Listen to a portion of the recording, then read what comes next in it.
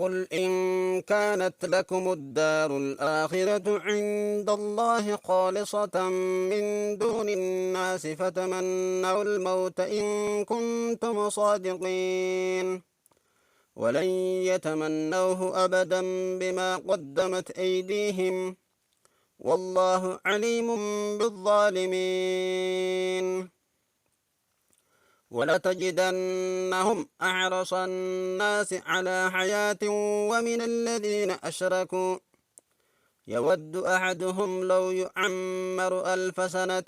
وما هو بمزحزحه من العذاب أن يعمر والله بصير بما يعملون قل من كان عدوا لجبريل فإنه نزله على قلبك بإذن الله مصدقا لما بين يديه وهدى وبشرى للمؤمنين من كان عدوا لله وملائكته ورسله وجبريل وميكال فإن الله عدو للكافرين ولقد أنزلنا إليك آيات بينات وما يكفر بها إلا الفاسقون أو كلما عاهدوا عهدا نبذه فريق منهم بل أكثرهم لا يؤمنون ولما جاءهم رسول من عند الله مصدق لما معهم نبذ فريق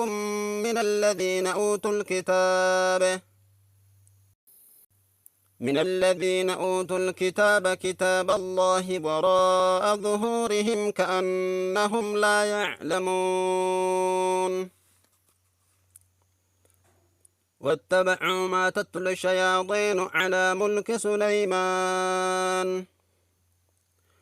وما كفر سليمان ولكن الشياطين كفروا يعلمون الناس السحر وما أنزل على الملكين ببابل هاروت وماروت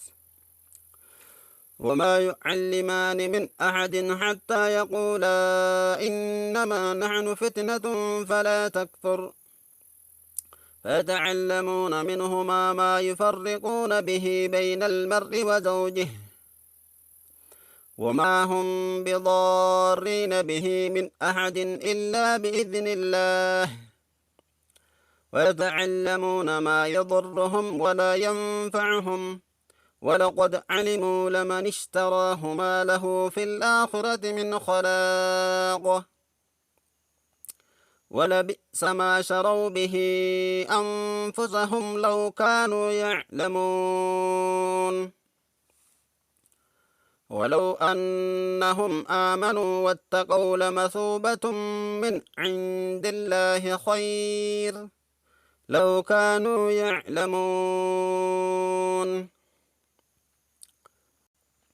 يا أيها الذين آمنوا لا تقولوا راعنا وقولوا انظرنا واسمعوا